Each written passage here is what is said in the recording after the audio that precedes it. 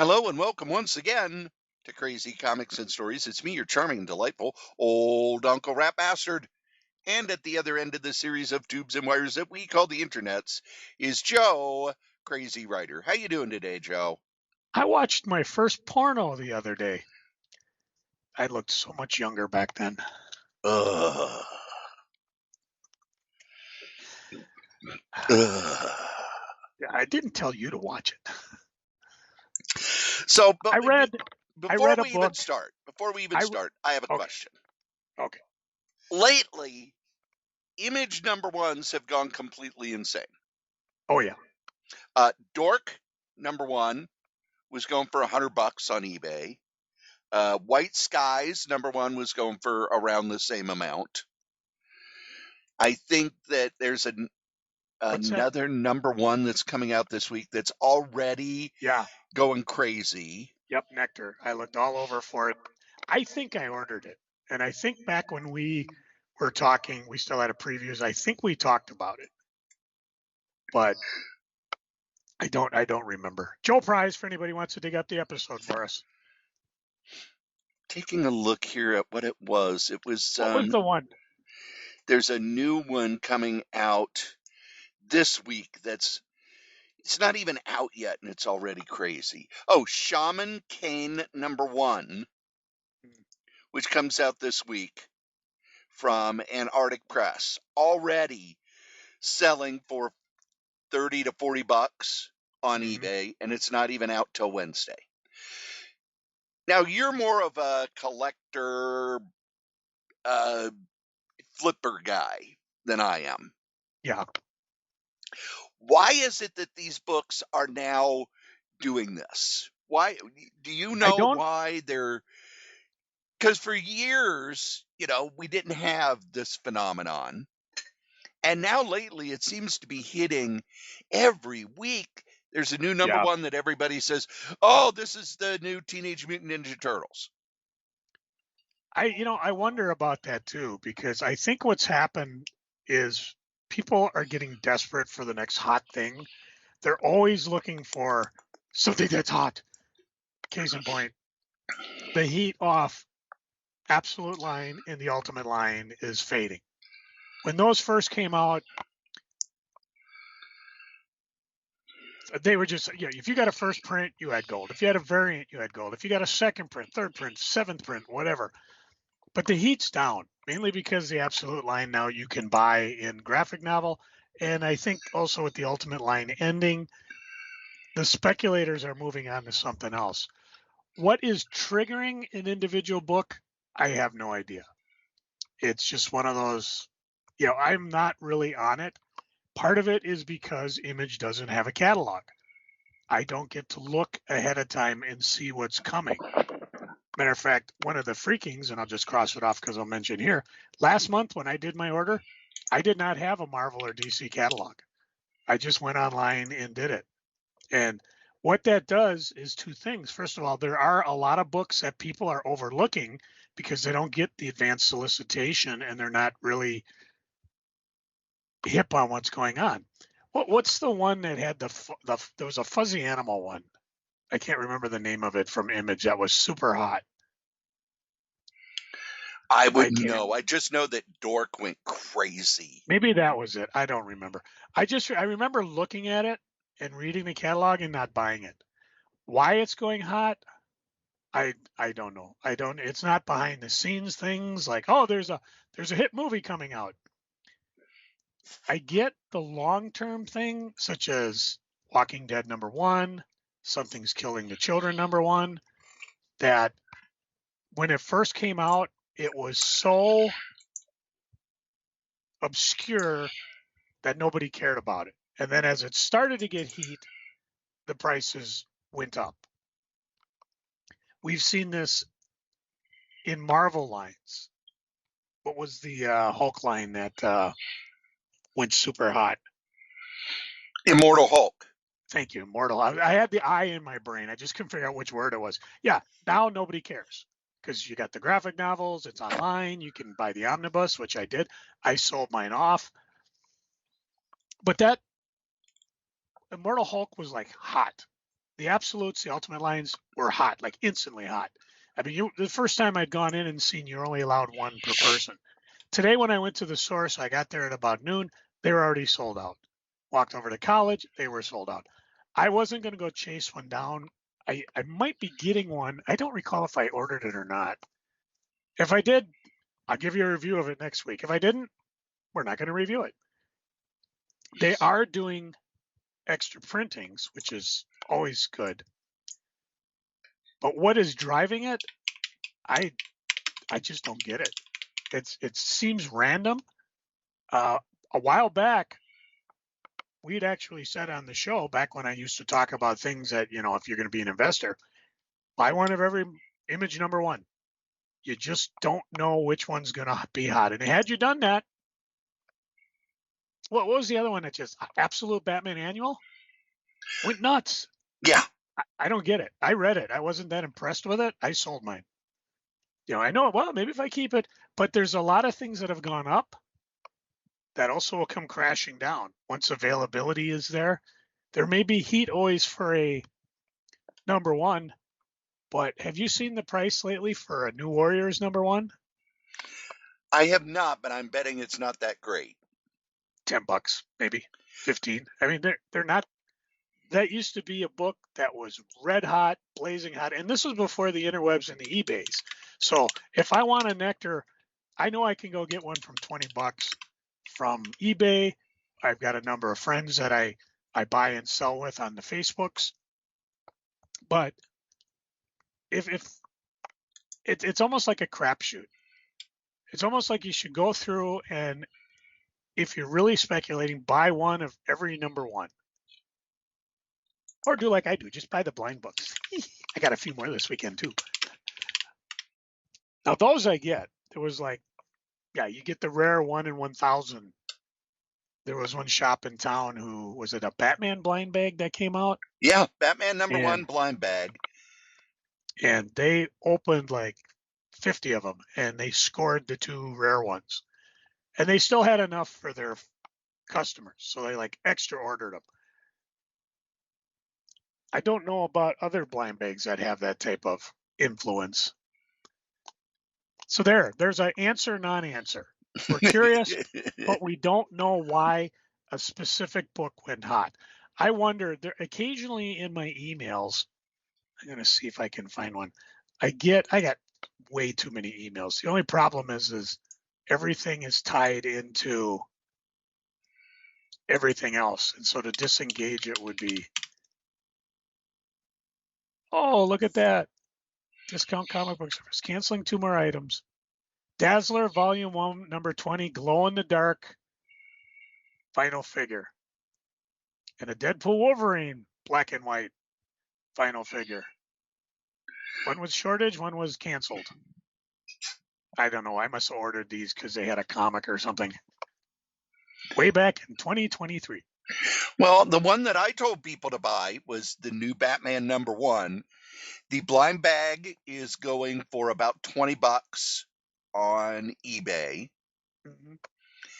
And the regular Batman number one is going anywhere from $5 to $20. Yeah, so it wasn't all that hot. Well, that was only 7 months ago. Yeah. Another thing that I want to point out, sales-wise, you said that the Absolute line, the early issues aren't as hot. It does not matter to DC. No, hell no, they're selling. Absolute Batman number one has orders of over 300,000. Yep. The entire Absolute line, until they put out a press release in November that the Absolute line of monthly comics has sold over 8.2 million units in total. Oh, yeah. Even last March 4th, a group called Comic Mint on their Whatnot show, they had an exclusive Absolute Batman 15 Gold MegaCon variant. Of course, that was the first Absolute Joker, and they went nuts pre-selling them. That's another thing that drives some of the variant things, is the exclusivity where it's only available through certain ones. And I get a newsletter, what I'm looking for. And what they do is it's like they're doing what the old Wizard was. Here's what's selling. Here's what you should maybe pick up a couple copies of. Here's why. Here's what's hot. Here's what's not. And I was looking under comic, but I'll have to isolate one of these because it's fun reading. And when I'm going to a Comic-Con this weekend, I will look around and see what I got to, at the end of the show, I'll write down a list of these books and see if I can spot them. Because I did see the second print, Nectar, already going for $100. It might have been a variant, like you buy X number. And I'm curious about it because it was like, no, not Nectar. The first one you said, Dork. It was a second print variant already at $100. I'm like, really? So I hope for the case of the creators that they're quick enough to reprint and reprint and reprint until demand is sated so that these hot properties can actually catch on and keep things going. Otherwise, you'll just be a flash in the pan. It'll be hot and then not. Valerie Shebat, I'm looking at you. Or Fish I Police. I am looking at, well, Fish Police is a sore subject, but Valerie Shebat, I am actually looking at. That one I'm keeping. That's in my comic book Hall of Shame, but I paid for that. How about the Gold Wildcats #1, $200? The only one that still has a little heat is the signed one. I remember getting a couple for $15 and they're like $50 on the eBays. And they didn't come with a COA, but Jim Lee's signature is fairly recognizable. Yeah. I say that because I found a couple of comics that had some original art. I must have picked them up off the Gruber estate. So I mention all this, but by the time this podcast lands, I'll have already been to one of the Comic Cons I'm going to. I'll talk a little bit about that in geeking. Well, our subject this week is almost the same subject as we had last week. It is. Last week, we talked about stories that screwed up Marvel. Oh, yeah, that's right. I forgot about that. And this week, we're going to do DC. Well, that's like shooting barrel in a fish. Can I start? Sure. Crisis on Infinite Earths. I think we've talked about it in the past. I certainly know I've read a lot of stuff about it. And it was mid-'80s. They were going to collapse the multiple Earths into one. The thought process was that it's very confusing for new readers. They don't understand. Why is this Earth 1? Why is this Earth 2? Why is this Earth brave and bold? Whatever. It was exciting. It started out the gate. It was a hell of a good story. That's the other thing. It is. It's kind of such a good story. And the art was amazing. Almost everybody was in it. Even when I got the absolute, I'll still go through it line by line and look for the different characters that showed up. And Spike are in it. Well, and the 10-eyed man or whatever, the guy who had eyes on his fingers. You see him in one panel like, I didn't know who he was. It just looked like a blind guy. But boom, he got zapped by that cloud. And they promised us Earths will fall. It starts out. Worlds will live, worlds will die, and nothing will ever be the same. And it started out, Earth 3 died right away. Yeah. And that, what a way to kick things off. I remember when that came out, we had not had a, what the previous two crossovers were Marvel's Contest of Champions, which was a Olympics, a book that was supposed to tie into the 1980 Olympics that didn't come out. So they changed it up a little bit, put it out as a miniseries, and it was fun for what it was. Then there was Secret Wars, which, there's going to be all these huge changes. And then by the time Secret Wars was over, they'd undone all of them. Yeah. And Secret Wars was interesting because we already knew the end of it before it started. Yeah. And the questions were, Spidey's got a black costume. What happened to the Thing? Why is the She-Hulk there? What happened to Hulk's leg? The problem is, by the time we got to the end of Secret Wars, we no longer cared because the shock value was a month ago. And we've talked about it in the past. The story kind of fizzled in the middle. It's the same thing with Crisis too. In the middle, it kind of fizzled because they started tying in the crossovers, which is very jarring when you see go to this issue over here, go to that issue over here, when it should be either part of the story or just if you read the tie-in issues, you get a little bigger picture, kind of like they did with World War Hulk. You didn't have to read all the crossovers to enjoy the main story. Matter of fact, I have one friend who read the omnibus. He said, "What's all this extra tie-in?" It's like, well, it's kind of giving you extra stuff behind the scenes. Where Crisis failed, and we've talked about this, it wasn't. They should have canceled everything and started over with a 1. Yep, it should have been a clean break. Yep. Instead, and again, you got to get back into how DC was structured. Everybody had their own little fiefdom, and whether or not they did something or not had nothing to do with what editorial. There was no strong editorial view like we've talked about. Shooter saying everybody ties into this or else, especially when Secret Wars 2 came about. So Wonder Woman didn't really pay attention, except that comes to the infamous red skies, where, well, I just put a red sky on my book so I can put a little thing on my book and maybe get it extra bling. And it worked. Back then, if I saw, oh, this is tied in. But like Wonder Woman 300 had nothing to do with Crisis. Even though we knew Wonder Woman was on the block somehow. Anyways, it was a hot conglomerated mess. At the end of it, they couldn't decide, did the heroes remember? Did they not remember? Did they only remember what they want? I think was it Identity Crisis?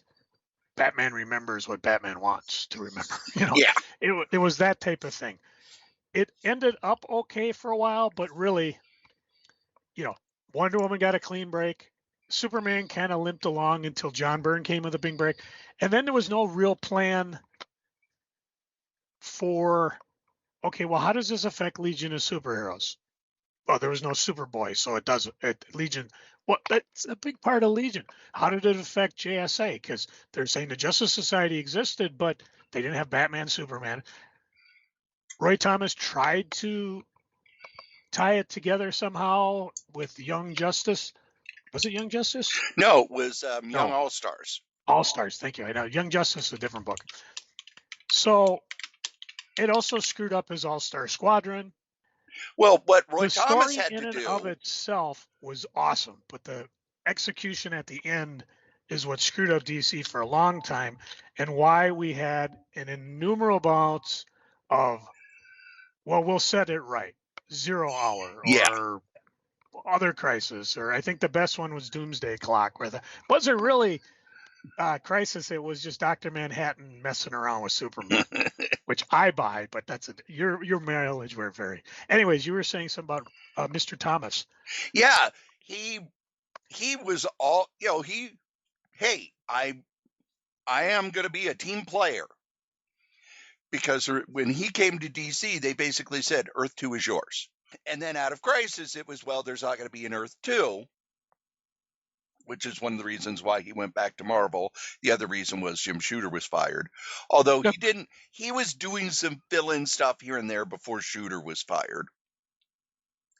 But the big thing was that, okay, you're going to have 2 series that you're going to use to sort of fix everything coming out of Crisis. The first was Secret Origins, where they were going to have all of the new origins.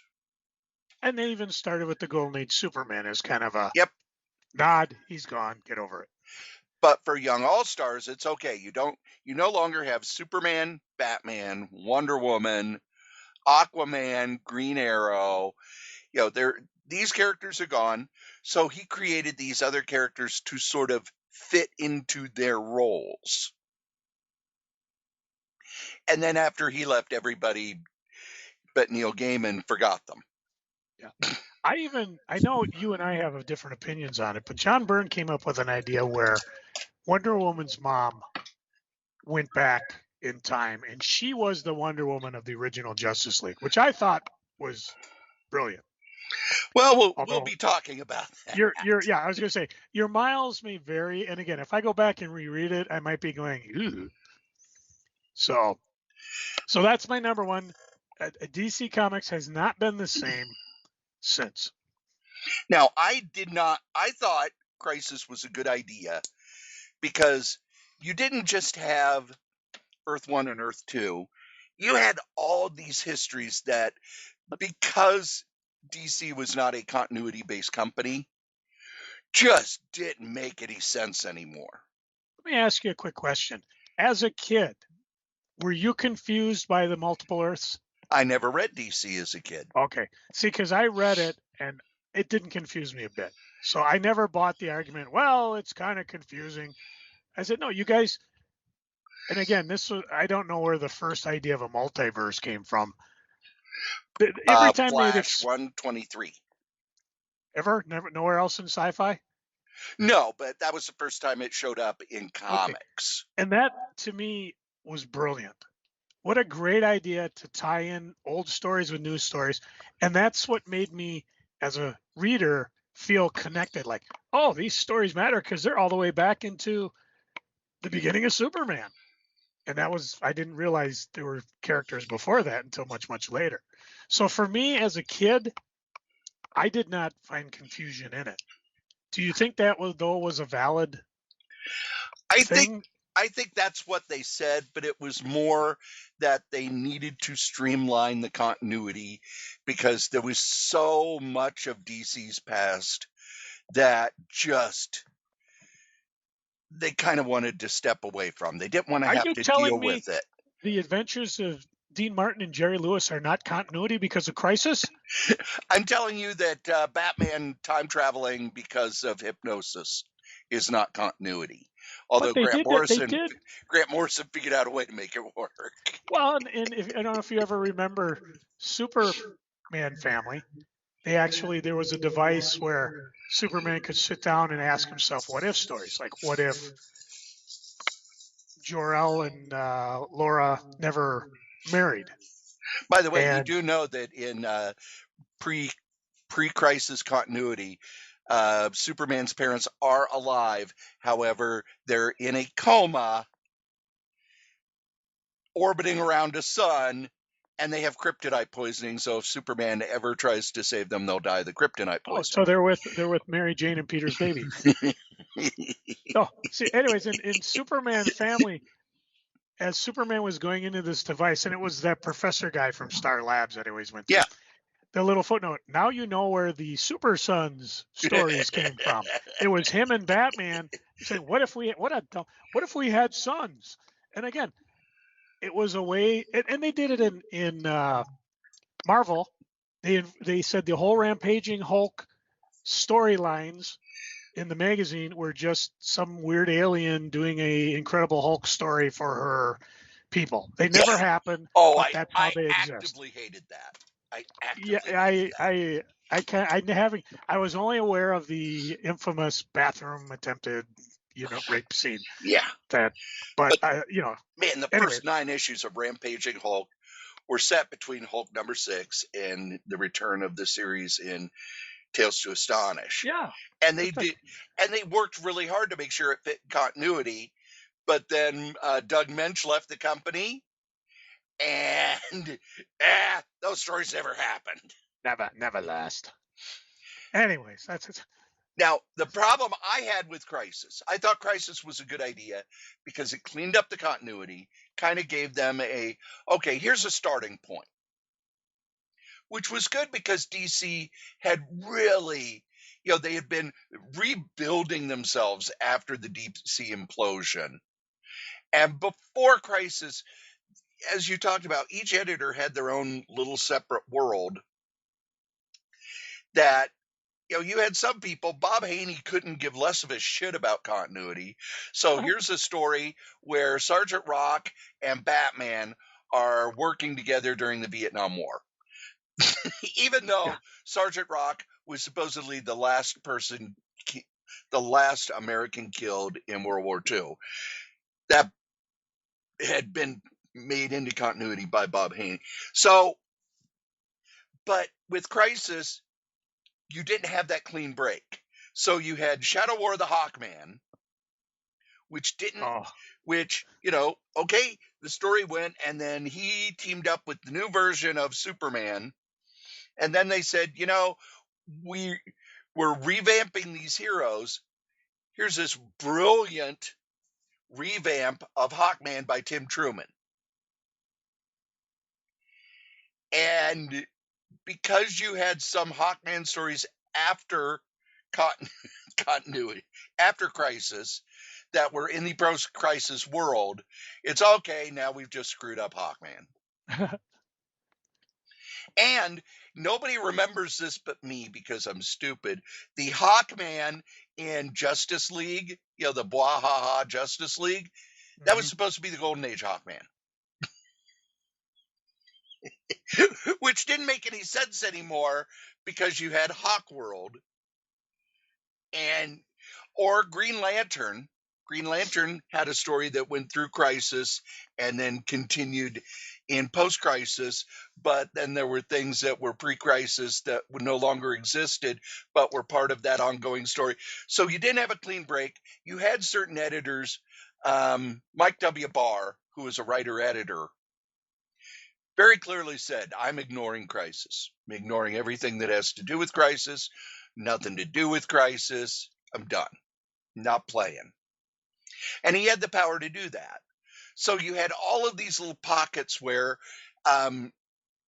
if DC had done everything starts over with the new number one, it would have worked. But because you had these holdouts who, no, I'm ignoring it, or we're keeping this, and they didn't really have a good editorial handle on what they wanted to do.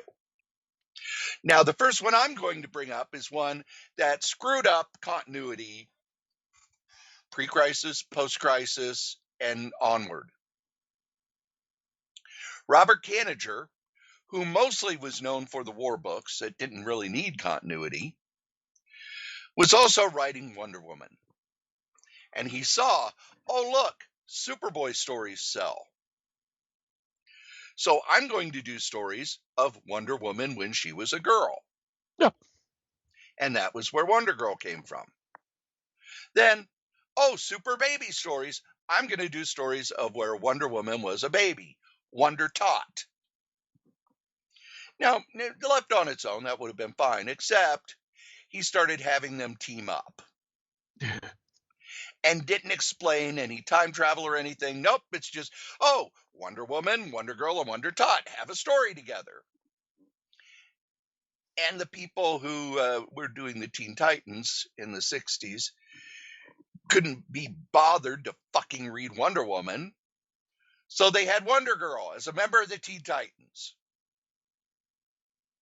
Even though Wonder Girl was Wonder Woman as a teenage girl. So they had to fix it. And then they had to fix it again.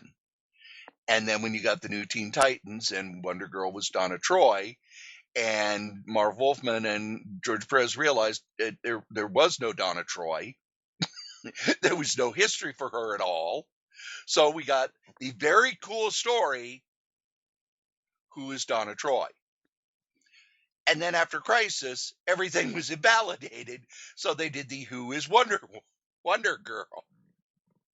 Again? And then because she couldn't be tied into Wonder Woman in any way, shape, or form, oh, look, she's one of the Dark Stars. Now she's this. Nope, now she's gone. She never existed. Okay, we're bringing her back. Oh, that doesn't work. We're making her gone again. We're killing her husband and child. Just because. The Star Trek principle. Let's just kill a popular character.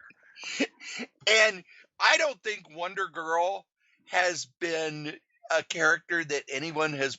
She's radioactive still.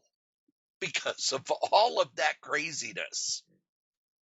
I just actually went through some of my old partner's Mike's collection, and I ran across a 3-issue story arc. Who in the world is Donna Troy? And I'm like, I thought they figured this out.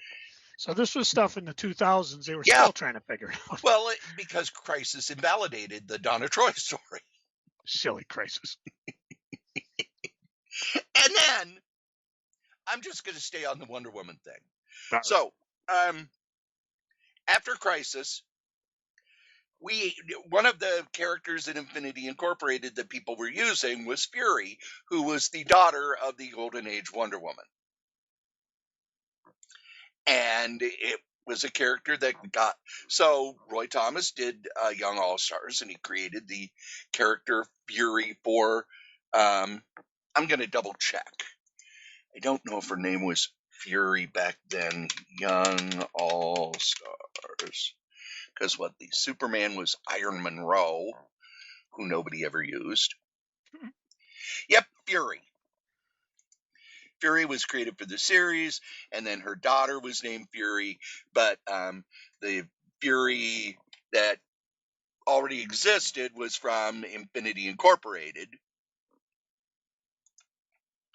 So Neil Gaiman decided to use, because at the end of Infinity Incorporated, Fury's husband, what was his name? The original Sandman. Not the original, but the 70s Sandman. Yeah.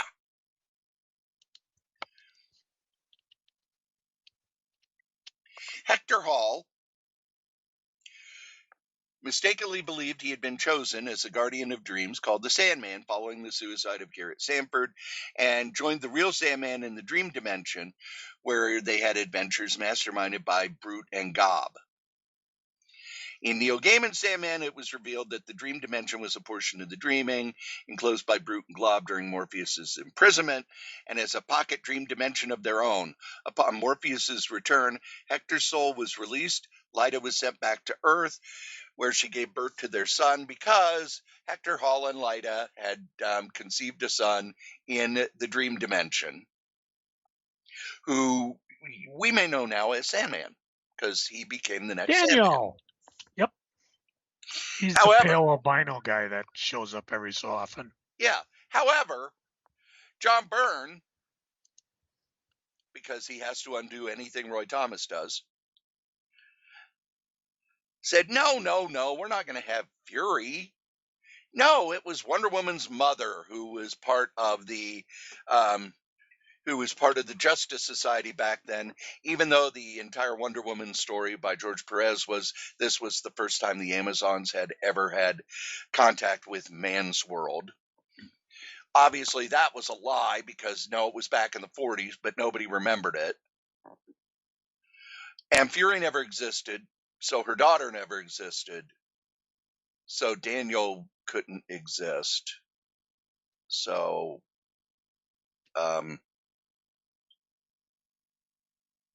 magic! That's why I didn't like it. John Byrne wanted to fix something that wasn't broken. And in doing the fix, he broke two things.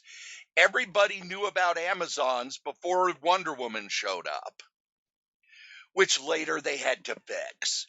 And the character who gave birth to the new Sandman could not have ever existed. And they just decided, we're not going to fix that. We're just going to ignore whatever Byrne did. And they have not mentioned it since. Which is probably the best thing, because that's what Marvel did for Hulk Chapter 1 and Spider-Man Chapter 1, where Byrne rewrote the origins of Spider-Man and Hulk. And Marvel said, we're never mentioning that again. He wants to piss on what other people do. He was popular enough at the time that it sold, but then, nah. Yeah, never last. Oh, the behind the scenes on that Hulk Chapter 1. I could do an entire podcast on that. Byrne came into Marvel and thought that it was going, when he came on to Hulk the second time, He thought he'd be able to do what he'd always done, where it's, yeah, I do what I want and the editor has to put up with it or else. And the editor was like, no, I'm the editor. You work for Marvel. When I tell you no, the answer's no. Fine, I'll leave. Cool. Okay, bye-bye. Eric Larson's already wanting to take over the book. He charges less than you. Bye. But everything about Wonder Woman. Wonder Woman is one of those characters that just gives you a headache when you think about her continuity stuff. And one of the things that I'm glad is that kind of since Byrne left, they've kind of said we're not doing anything with Wonder Woman's continuity. They're just no. Do not. No. There's a source wall there. You can't get past it. How about if I shut up? Joe, what else do you have? Speaking of which, New 52. Oh my God, that's one of mine. Oh, okay. I was excited when it happened. I was actually on the road when it happened. I actually found a Hastings nearby where I befriended. Remember, we did a special episode when it was announced. Oh, yeah. They announced it on a Friday. We recorded an episode that day and had it out the next day. Yeah, back when we didn't have a life, or did we have a life? I forget. But yeah, I mean, I lucked out because the guy at Hastings was a fellow comic fan, and I said, "Well, when do your comics come in?" Day after free comic book, or day after normal comic book day, because they're a big chain.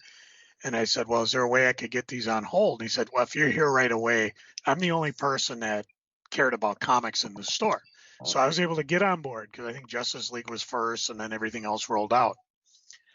All exciting. I like the fact that they tried to keep the Wildstorm characters part of their new continuity. There was something going on in the background. I don't recall what, because it kind of fizzled. I think it had something to do with the villains from the original Wildcats. They were actually on Earth manipulating events, and it took a while for people to figure it out. However, like all good intentions, eventually it kind of collapsed under its own weight because certain storylines just kind of fizzled. Certain characters probably should not have gotten their own line. And here's something that I'm going to point out that really would have affected comic shops more than your average reader. You've just invalidated 80, 90 years of continuity. There's no reason for me to want to go back and read any stories between Crisis and New 52, not counting things like Watchmen, Dark Knight, Kingdom Come, things that stand alone. And there's no reason to keep that stuff in print. Nobody cares. It has nothing to do with the current continuity.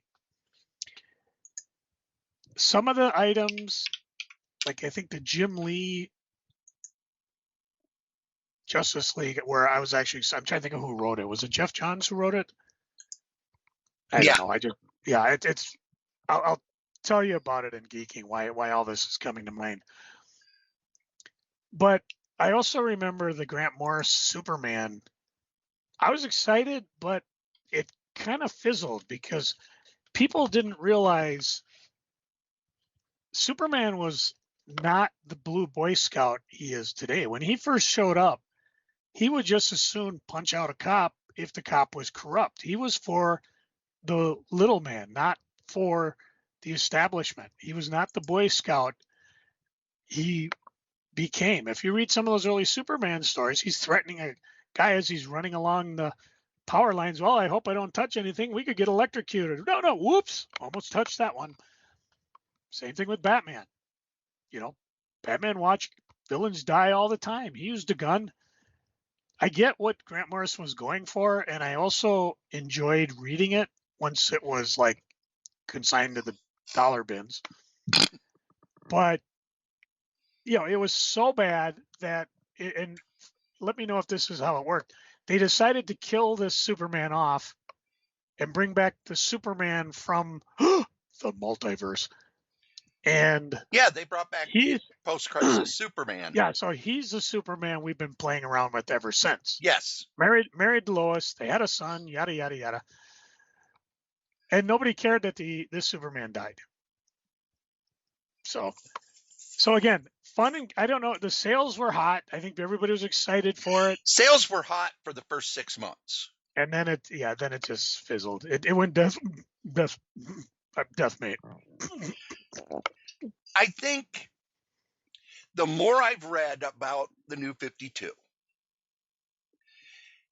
when Jeff Johns started the what was the Flashpoint miniseries, it was just a Flash miniseries.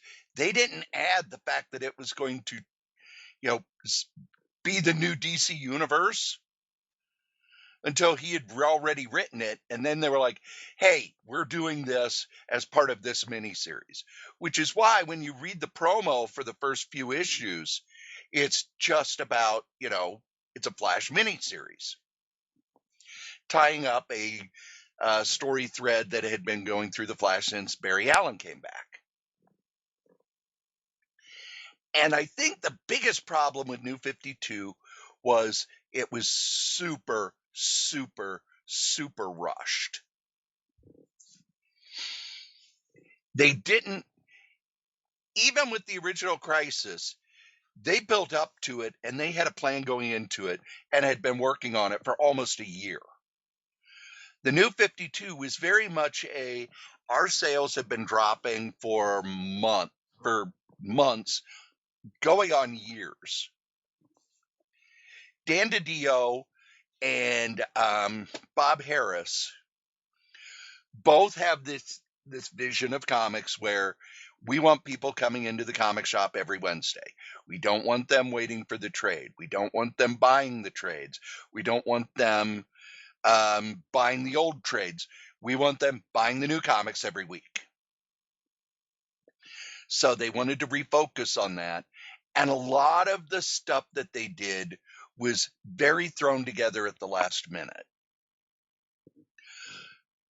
And after the initial rush of, oh, wow, everything's got a new number one. After that initial rush, people didn't much care for the new creative teams. They didn't much care for the new stories. The books all looked very much the same. It was very much Jim Lee had redesigned a lot of the characters and costumes, and they hired a bunch of people who drew like Jim Lee. And in a lot of ways, they were trying to take comics back to the 90s. Well, even back in the 90s, none of the 90s books did not last very long.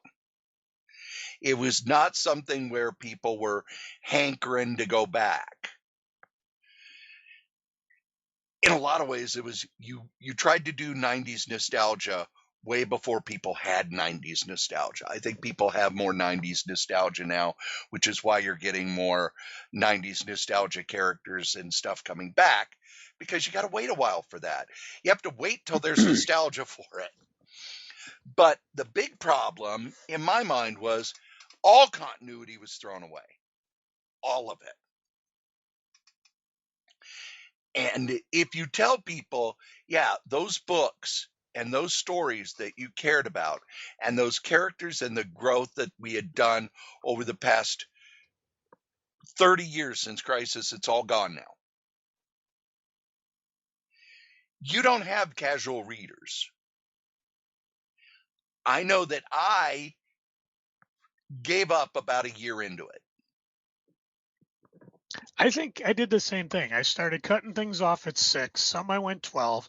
Some I went the distance. The Batman I sold because that number one went That number one incredibly still high. goes really high. Yeah. And I lucked out because when I was in New York for a time, I actually got a signed copy. And I sat on that until I don't care. I guess I sold it. Actually, I think I replaced it. But now I'm on a big signed comic kick. And that one I actually got from, is it Midtown? Yeah. Yeah, the one that's got the 3 stores there. So, yeah, it was just one of those that went crazy. The other ones, They're in the dollar bins. Even when they brought back the multiverse, what were the two events going on with that? Convergence? Yeah. And there was something else going on. Oh, I don't remember. I just remember that they had, well, Convergence was basically, okay, we need something to publish while we're moving everything to the West Coast. And what they had done, was it the Dark Side War? Yeah. Something big was going on. And meanwhile, and I think we might have made noise about this on the podcast, guys, they just brought back the multiverse. It was just kind of like a throwaway line somewhere. In the meantime, we're like, no, multiverse is back after being ignored from Crisis, and they've made hay with it ever since. But New 52 was one of those things where you got a short bump in sales, but it cost you. And it's not till now that DC's book line is back and doing well. Because they weren't going to, they told you, not everything's going to go to trade. Not everything's going to get reprinted. We're going to let the old stuff go out of print. And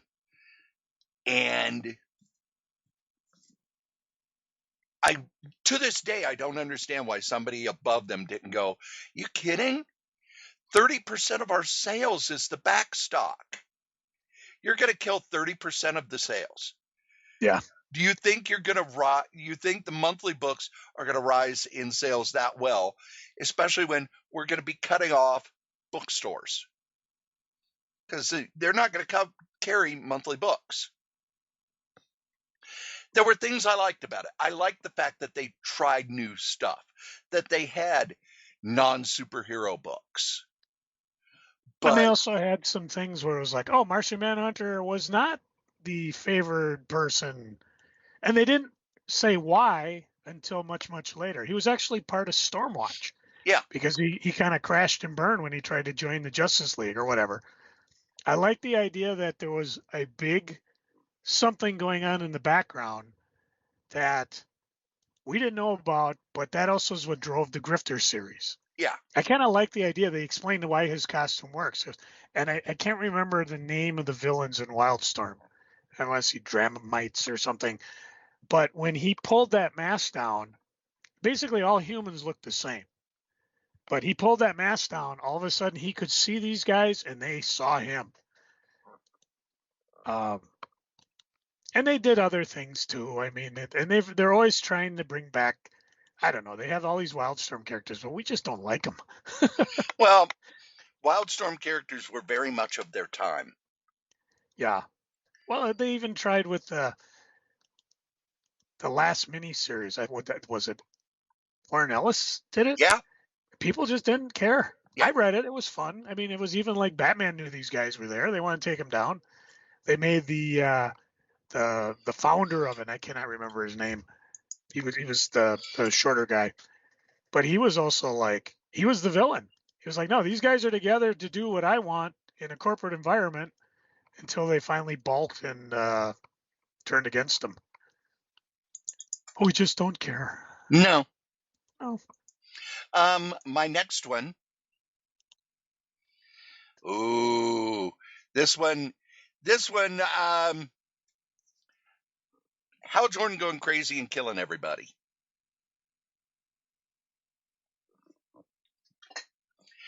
This one was a huge deal.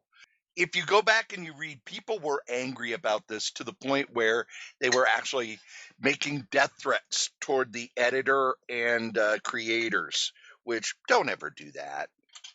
Don't ever do that. But what it was, Batman had his big story. Superman had his big story. Green Lantern was one of those characters that had been hot and had cooled off. And they wanted to kind of reignite the character. So they told the creative team, come up with something big. And what the story was, because if you read the advanced comics or previews at the time, they had the preview for the story they were going to do leading up to issue 50. But when it came out, it was something different. It was going to be that the Guardians were going to go away. And as the story came in, the editors at DC said, nope, it's not big enough. So they decided we're going to have Hal Jordan turn evil. He's joining the NWO.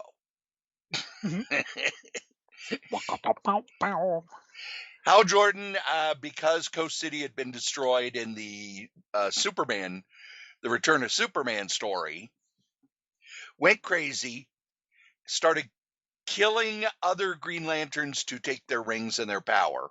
Yeah, because if you remember, they came down and said, "Oh, you can't restore everybody. It doesn't work that way." Yes, I can. Which is not, yep. And it messed things up everywhere.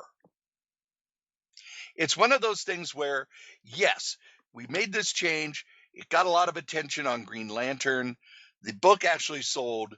But what had happened in the past when Green Lantern started to get popular, they had all these ready-made spin-offs. Well, now you can't do that. You would ruin the character of Green Lantern, turn him into a bad guy. He was the main bad guy of 0 Hour. You couldn't use the Green Lantern core anymore, which was very woven into the history of the DC universe. And it was another. I feel so sorry for the Legion of Superheroes writers at the time because Superboy never existed. Oh, well, the whole reason for the Legion of Superheroes is that they were inspired by Superboy. Oh, and there's no Supergirl, so there was never any stories with Supergirl, even though there's a whole bunch of Supergirl. Oh, the Green Lantern Corps is gone, even though we've had Green Lantern stories. And is there anything we can do? Yeah. Now, they did correct it by saying that no, Hal Jordan didn't go bad. He was possessed by an evil entity. Which, okay. In hindsight, it came up with the whole marvelous run that Jeff Johns did, where they introduced all the different lanterns. But that was making, an omelet after the eggs were cracked. Yeah, very much so. It was very much we really fucked up by getting rid of Hal Jordan and the Green Lantern Corps. I have figured out a way to bring them back. And it's another one of those things where I think they went, we need a huge change. And then after the change, everybody was like, oh, crap. Too huge. Now what do we do? Especially when they had brought in Larry Niven to do that Ganthet's Tale graphic novel, which added so much more to the Green Lantern Corps and the Green Lantern mythos. And then 2 years later, it's like, nah, forget it. Never last. And it was the second time they'd done the whole, we're getting rid of the Guardians. Because remember when Steve Englehart was writing the book, the Guardians were like, the Zamorans, they're like the female Guardians. So we're all going to run off together and have sex in a different universe that you'll never find us in. Bye. Bye. Don't let the black hole hit you in the ass on the way out. My last one, and it's one that it was a ticking time bomb that didn't go off for years, but I think it is something that they have so much trouble dealing with now, and that is Deathstroke and Tara having sex and her only being 16. And at the time, Tara's age was, and this was in the New Teen Titans, the big story. What's the name of it? Where Nightwing, where Robin becomes Nightwing. I know what you're talking about. Flash. Judas Flash Effect. Left.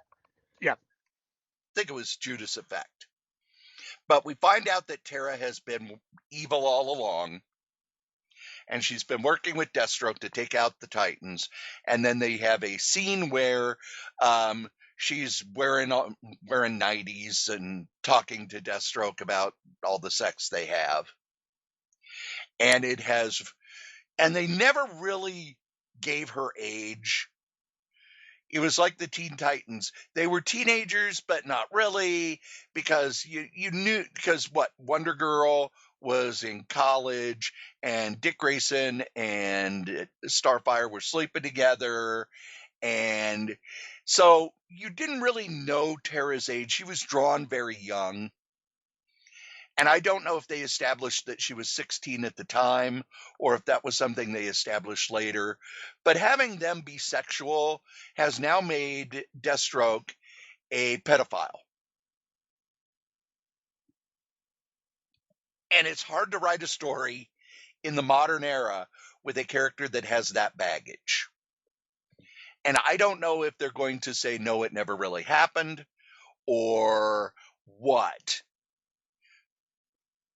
And I understand why they did it at the time. It was for the shock value.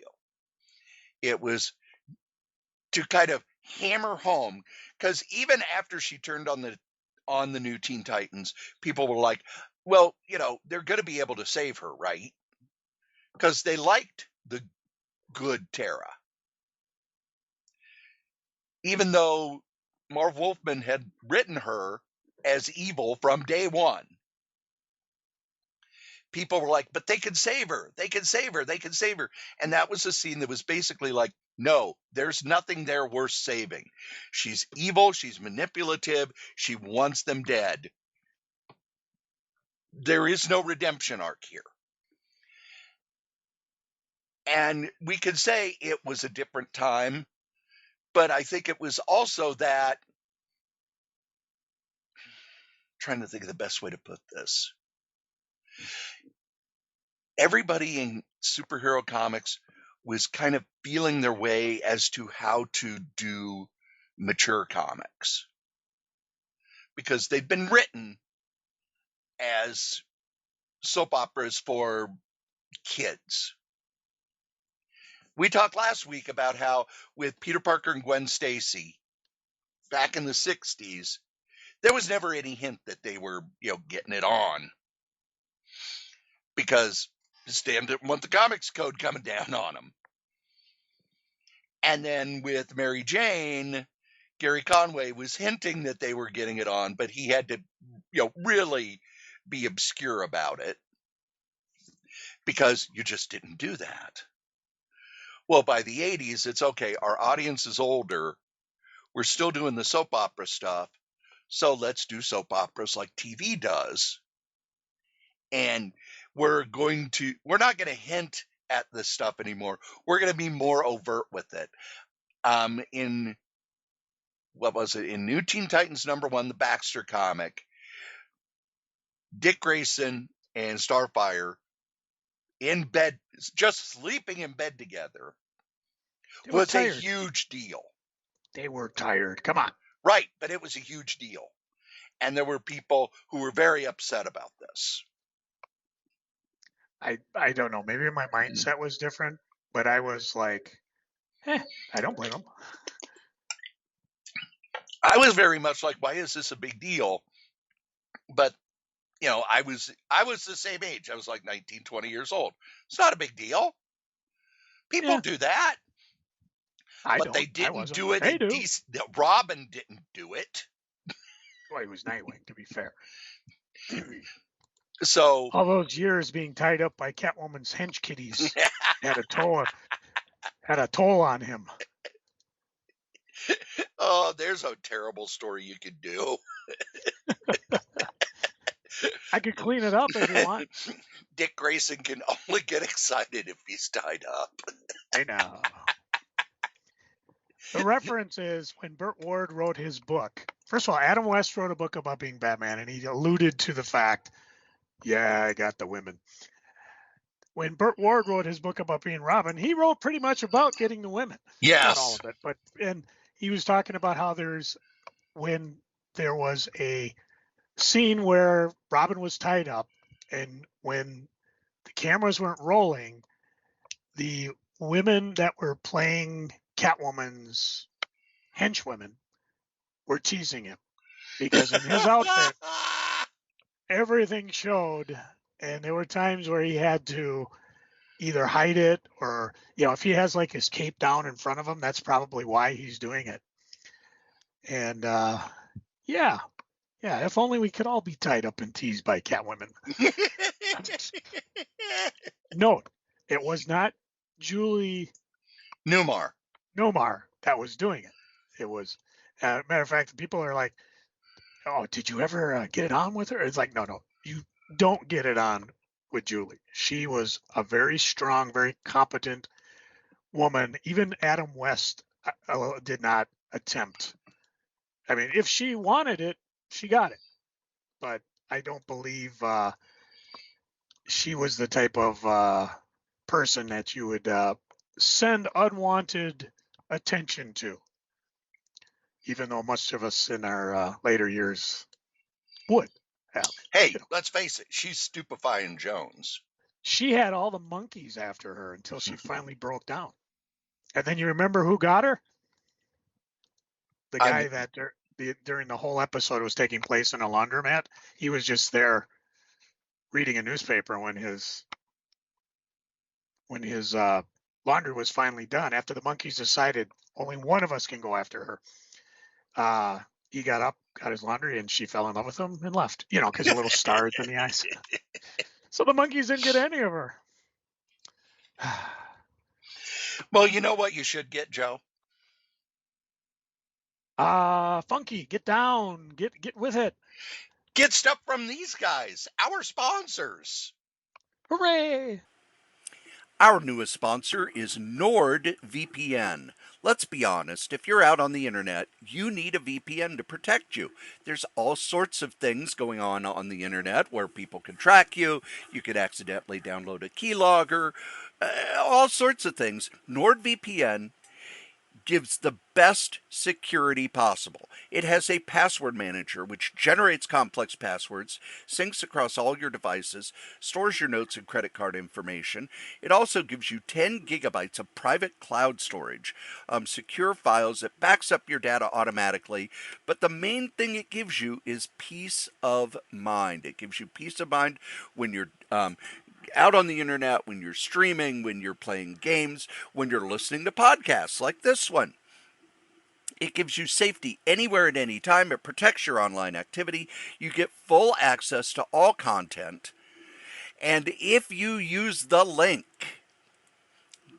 go.nordvpn.net sh3ku, it'll take you to where you can get a great deal for a 1-month plan, a 2-year plan, a 1-year plan. They are our newest sponsor. We're happy to have them. And if you would like to sponsor something here at any of the podcasts on the Solitaire Rose Network, you can. Just email me, solitairerosenetwork@gmail.com. Thanks. And now we return to the past. Do. It's time for retro reviews. What you got? I have a comic from March of 1991, published by Marvel, but not copyright Marvel. Uh-oh. Because Marvel did a regular series, a mini series, a magazine series, a mini series, and then a one-shot of Remo Williams The Destroyer. Oh my. Now, Remo Williams was a book series that came out in the 70s. It's still kind of going on today, but not as much. It's been a few years since there's been a new book. But it's a book series that lasted about 156 books. And at one point was the best-selling men's adventure series. Now, men's adventure series, they're all gone now. But if you look at books in the 70s and 80s, they were started by the executioner, Mac Bolan, whose family was killed by the mob, and he decided he would take vengeance upon all criminals. It's not like Marvel would rip that off, would they? Never. Never. The That thing would be is, punishing. with the Executioner, once they got toward the end of the 70s, they had him win the war against the mafia. He'd basically taken 30-some books to kill everybody in the mafia. So the government hired him, and he went after terrorists. And that's what they did for the rest of that book series that lasted over 400 damn books. But you had other book series like The Death Merchant, The Butcher, Richard Blade, Shaft had a number of books. There were these books that were basically adventure pulps in paperback form. Usually a guy with a gun who goes after bad guys. The Destroyer was different in that it was much more pulpy. The premise of the book is that the government knows that there are criminals they cannot go after because of the Constitution, so they have an extra constitutional spy agency called Cure. They have only one agent, and that is Remo Williams, who was, they faked his death. He is trading under the master of Sinaju Chuan. Sinaju is the original martial art. Every other martial art is created by people who saw the Sinaju master and learned a little bit of what he did. Doing so, it gives Remo Williams like almost superhuman powers. It was more of a satire with comedy bits than a flat out adventure series. And Marvel did after Shooter left, Tom DeFalco was a huge fan, so he went to the owner of it and said, we would like to do black and white magazine of it, thinking that, Savage Sword of Command still sells really well. If we do another magazine based on a men's adventure series, it would sell. It didn't. But it had one thing that Conan and all the others did not have. The writer of it was the man who was writing the Destroyer books at the time, Will Murray. Will Murray has also created one of the most popular characters at Marvel, Squirrel Girl. But they had, when the magazine was canceled, they had an issue that had not been printed yet, so they turned it into a one-shot. It is a 52-page one-shot, and that is what I'm reviewing. The story is Drive by Heaven, written by Will Murray, drawn by Lee Weeks. And the story is, here's the thing about it. If you were to pitch this as a Marvel comic now, they would go, and then what? But the story is basically very low key in that there are three members of a street gang who get their hands on a military chain gun and use it to start taking over the gangs in their neighborhood. Remo and Chuan are in that neighborhood. They have not been assigned to that neighborhood, but they are in that neighborhood, and hijinks ensue. Because it's a Destroyer book, it is not taken very seriously, but there is a lot of violence. That was one of the things about the Destroyer is the books. They were like, when people were killed, it was, through martial arts and stuff. And it was described in detail because that was the one thing you kind of had to have at the publisher in the 70s. They just wanted more blood because they felt the more violence and the more blood, the better it would sell.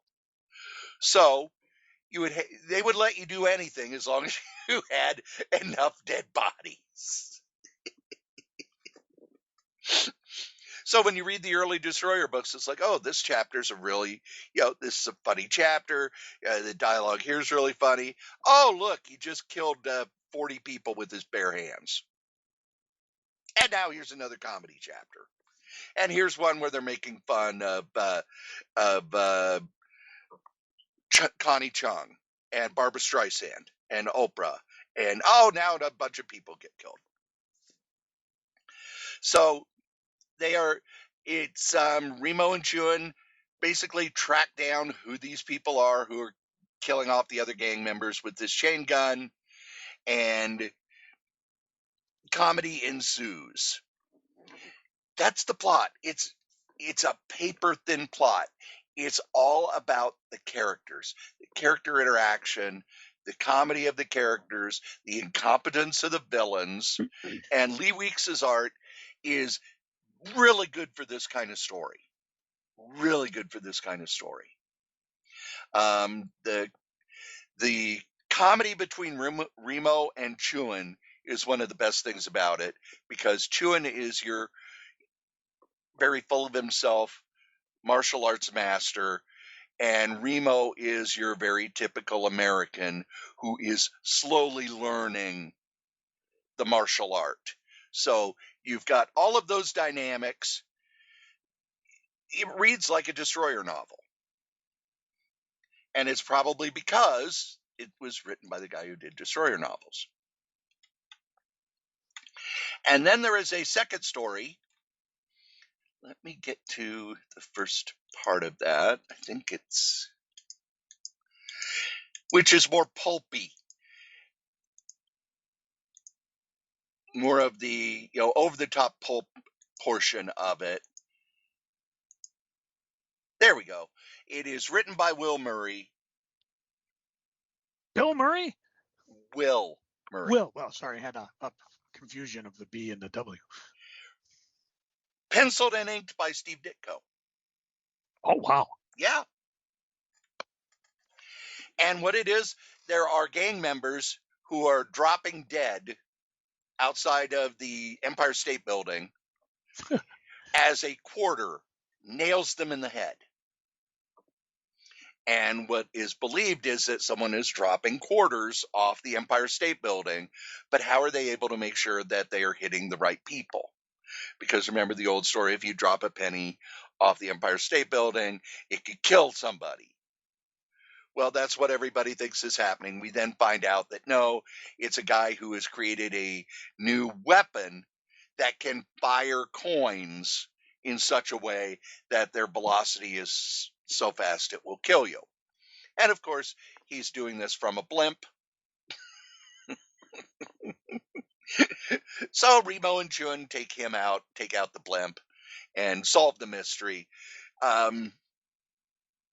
There is a part of me that's really surprised Steve Ditko drew this, because Ditko is very much a person who the good guys need to be the good guys, the bad guys need to be really bad guys.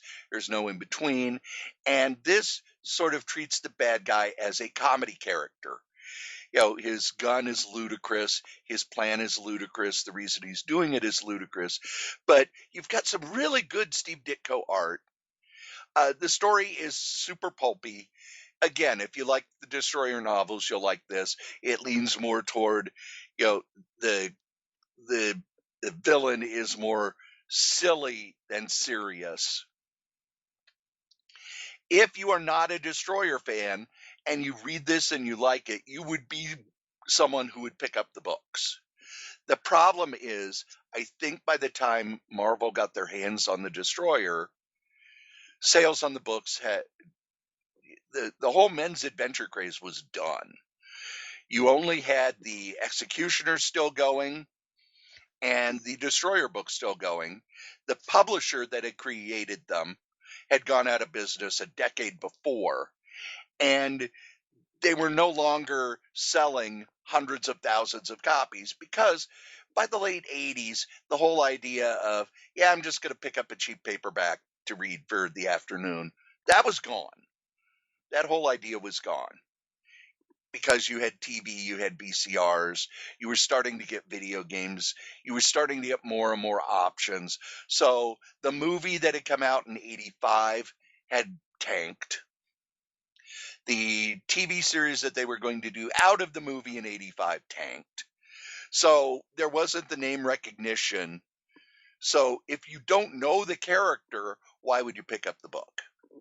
However, on a buy, borrow, and ignore, if you are a Destroyer fan, if you like the Remo Williams stuff, it is a definite buy. If you are not, it's a borrow. But start with the books. Pick up one of the books, especially one of the books before number 100. Because after book 100, it kind of faltered a bit. But there you go.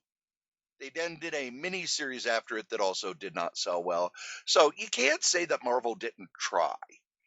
They gave it a magazine. The magazine went 8 issues.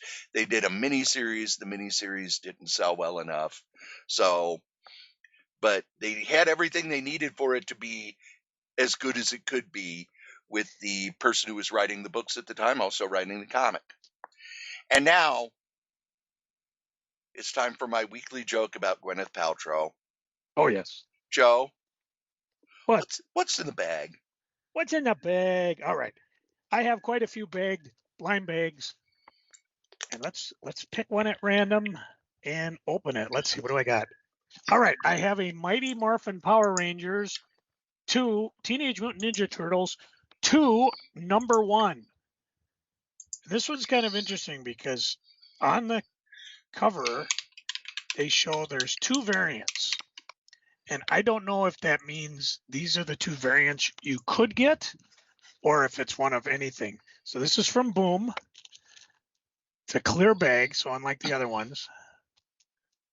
That's why I'm wondering if it might just be a bagged comic. All right. I have it. It is covered in 2 plastic shields. And I believe, or not plastic, it's like 2 cardboard, so you can't tell what it is until you open it. And what I have is the variant by Kevin Eastman and Freddie E. Williams. It's that, and there's a variant by Dan Mora as well.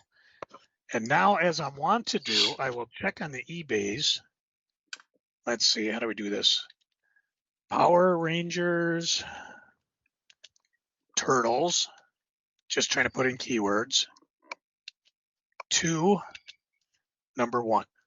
And let's see what we come up with. Look under collectibles, because that's where most of the comics hide out. It's always interesting because you never know. Interesting. Okay, right away I see somebody has slapped one at a 9.8 for $100, but I'm like, not really interested in that. So this is Eastman. So let's put in Eastman as a code word. And if I can spell East right instead of Eatman, which could be much more interesting, but I don't want to. Eatman is an old anime from the 90s, I believe. All right.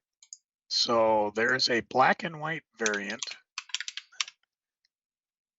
I don't see the color. Good thing you can edit this crap out because it's going to take. Oh, there we go. Eatman was a Japanese manga series that went 19 volumes starting in 1997. So this is only about, so you paid $7, $8 for the bag, and the cheapest one I see on the eBay, somebody wants, let's see, $10, $6 shipping. So not as exciting as some, but it's still kind of cool to see Eastman doing a Power Rangers and all the turtles there. Of course, this will go right up on the eBays because I'm not that interested in it. You just wanted to open it. Believe me, I'm a sucker. As I was cruising around, I ran across more blind bags. I'm like, gimme. Now, earlier this year, you told me that you would not be able to run around on Free Comic Book Day. That is since, wait a minute, what's going on Free Comic Book Day? What date is that on? That is always the first Saturday in May, so that would be May 2nd. Okay. I will rescind that as Yay! My new days off are switching. Instead of a split day off, I'll be working.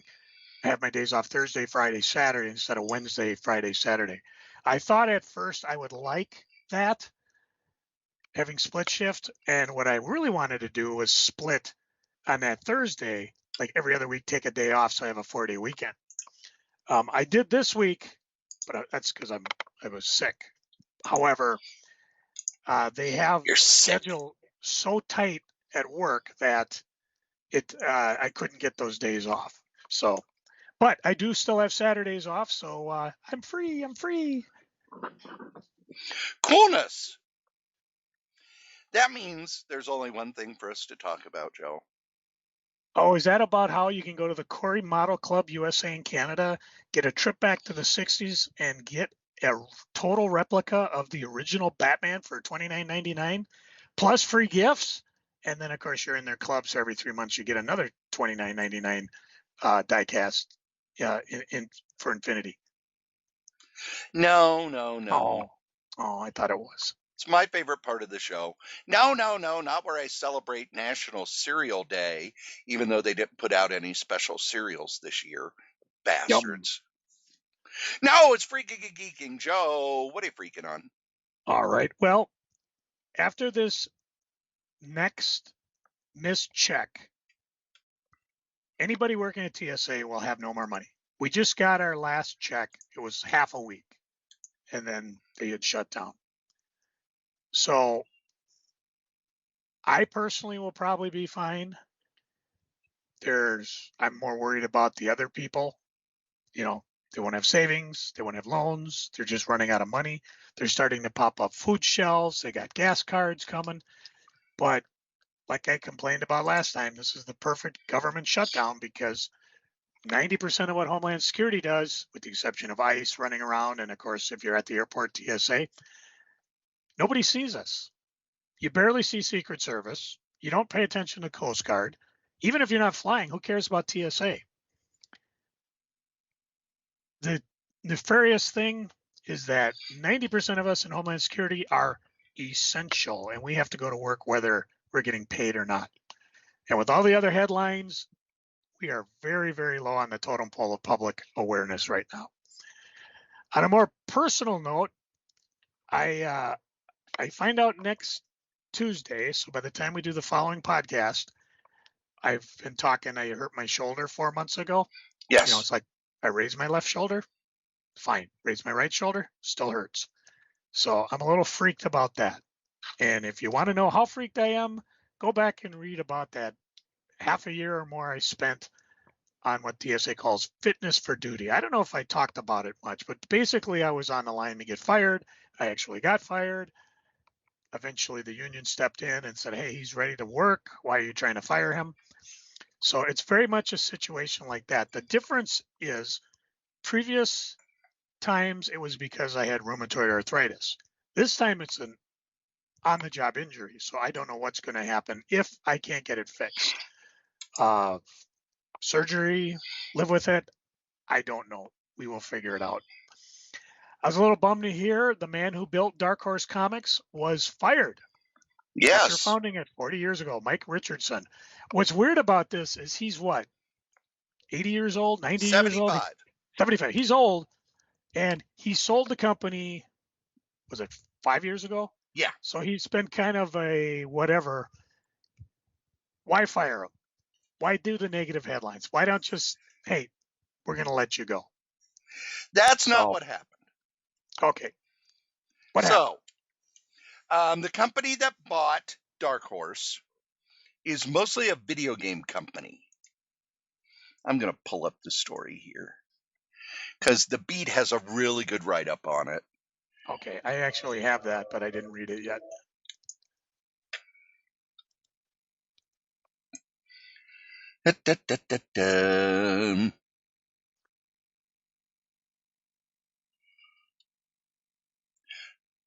All right, so Mike Richardson sold the company to Embracer, which is a mostly video game company that has not been doing well for the past few years.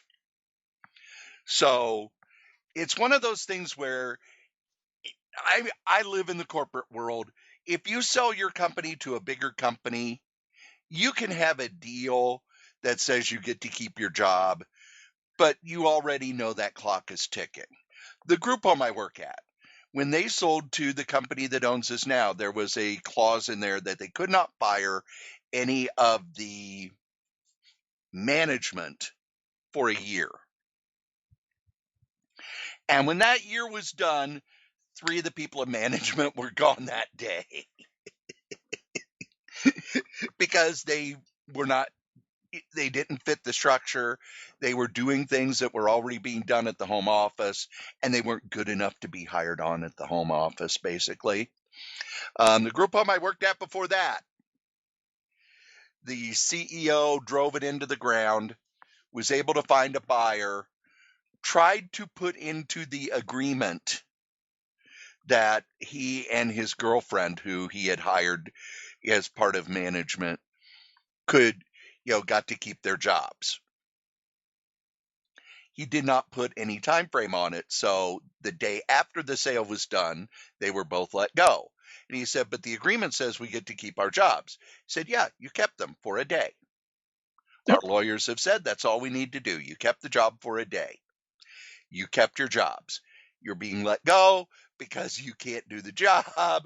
We've got all of these things about incompetence, et cetera, et cetera. With Mike Richardson, there is good and bad. He took a company that was going to that published black and white comics during the black and white boom and built it into, at times, the number 3 comic book company. It had kind of settled into being the number 5 comic book company. During the 90s, they were working really hard with media and in media. If you look up Mike Richardson's IMDb page, you'll see him as a producer for a ton of stuff. They also had the Legend line, where was sort of kind of an older creator's answer to Image. They had the Star Wars line, and they kind of picked up the Star Wars line. Marvel was about to do a new Star Wars book. The rights came up. Marvel thought, we've already got the rights. Nobody else wants it. And Dark Horse kind of swooped in, snapped up the rights. Because of that, they were able to get the miniseries that Marvel was working on, which eventually was Dark Empire. I actually still have my book from Marvel's sales meeting in 91 of all the stuff they've got coming out. And when it was at Marvel, it was just called Star Wars. It was going to be a 6-issue miniseries through the Epic line. Then Dark Horse picked it up and published it through Dark Empire, which, along with the 3 Star Wars novels that came out around the same time, really kind of revitalized Star Wars and made it a property that people cared about again. It was after that you got the toy line, and then you had all the Star Wars novels in the extended universe, and they tied in with the comics that were part of the extended universe, et cetera, et cetera. So when he sold the company, the clock was ticking. Now, not everything about Mike Richards was good. He sort of tolerated sexual harassment at the company.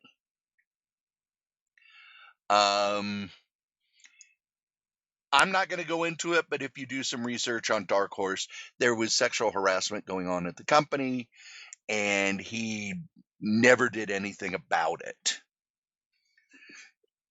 There are tons of creators who will point to him as someone who helped with their career. There are tons of editors who will talk about how great he was as a publisher. You go online and just look at the tributes to Mike Richardson. There are a lot of people who say, I can't wait for what he does next. He's 75. Yeah. He may just want to say, you know what? I think I want to be at home. I don't want to run a company anymore. It's like with Karen Berger. Karen Berger's older. She has Berger books. She's not putting out, 15 books a month. She has strong relationships with certain creators and will package their work for publishers. But she's not pounding the pavement looking for a job. I doubt Mike Richardson's going to be out pounding the pavement looking for a job. The other thing about it is the person they put in charge of Dark Horse is not a comic person. He is a executive person. And Dark Horse has been a little weird for the past decade or so. After they lost Star Wars, and then they lost Alien, and then they lost Predator, and they lost a lot of their tie-in stuff. They're almost like a boutique publisher, and they make most of their money off video game art books. So I can see Dark Horse slowly pulling away from comic publishing, the thing to watch will be Mike Mignola, because Mike Mignola is kind of their last big guy with all the Hellboy stuff. And if Mike Mignola takes Hellboy to Image, you'll know that Dark Horse is done. If he remains at Dark Horse, you know that they're still interested in doing comics. So there's all the rest of the behind the scenes stuff for what happened with Mike Richardson. It was not it was one of those things that was a shock but not a surprise. Mm-hmm. All right, let's see and find my list. What else am I freaking on? Okay, I have a friend. I've mentioned her before, but she has a wig store, and I'm trying to clear out some of these pop-up windows. Main Street Hair Solutions in Woodbury, and the name of her shop is My Salon Life. Unfortunately, she had somebody shoplift a $1,100 wig. Holy cats! Yeah, these are professionally made wigs. This one was made of human hair, imported from Europe. Usually they're sculpted for women that are losing their hair, chemo, whatever. Two individuals came in, one tried on wigs, the other one had a big bag. They left. Anyways, unfortunately, the cameras couldn't get the license plate number, so she's finally given out the car, and the camera image of the two women have done that. If you go to her Facebook page, you go to Twin Cities Geek, or go to my page, Crazy Jokes Writer, you'll see the pictures in that. Again, this is for people living in the metro area, but it's just one of those things that's really disheartening. I've had plenty of shoplifting stories, and it always baffled me. Speaking of baffled, I talked with Cory about this off camera, but there's a company called Power Hour. And if you go to ComicKingCreative.com or just type in Power Hour Comics, they have a very lucrative business. Their name of their story is, if you could have a superpower for just 1 hour, what would you do? It's fun. And then they put sexy comic covers on it. The question is, I don't get how they get away with this because it's like the three I got here. Okay, here's who's the guy with the hockey mask? Jason. Okay. It's a female. And this one is a bloody version, but it's not naked. The next one I got is Freddy. And of course, he's wearing the outfit and the Nightmare Before Christmas. The third one is Poison Ivy. Now, the covers start out in regular costume, skimpier costume, nakeder, and nakedest. And they do that over and over and over. I'm just looking at their webpage. I see a Deadpool knockout. I see a Black Queen. There is Catwoman. There's more Harley Quinn power. I don't get how they do this. Are they just under the radar? They're not being noticed. The comics read pretty good, but I notice them because I see tons of them for sale. Not necessarily, well, they're on the eBays, but a lot of the Facebook groups I do.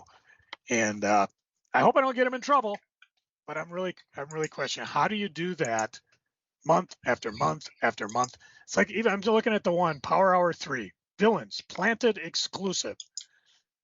And I don't know, maybe it's just enough difference so they can't say, well, it's not really Poison Ivy. Yeah, well, you got a naked chick in green costume with red hair, and now she's naked or nakedest. Now here we have, instead of a full body shot, just the upper breast up shot, and she's less costume, naked or nakedest.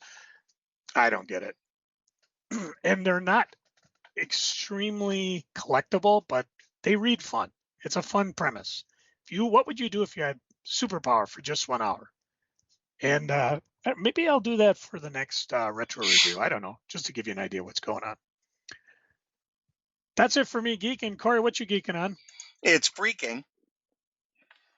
Oh, I'm sorry. We've been freaking so long, I forgot. What are you freaking on? One of the shows on streaming that I enjoy is Joe Bob Briggs' Last Drive-In.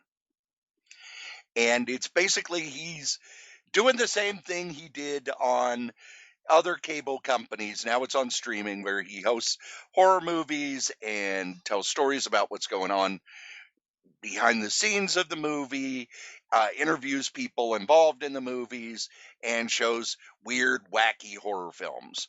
Well, it started years ago on Shudder as kind of a 24-hour special.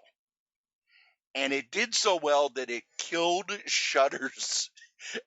The whole Shudder website went down because there were too many people trying to watch. So they hired him on for a series. They've done 7 seasons as well as a bunch of specials. And last night it was announced that last night's show was the last of the regular series. They have a contract to do 4 specials for the rest of this year. And they are looking to, they did not choose to end it, and they are looking to continue it. I don't know. I haven't watched it yet. I just read about it.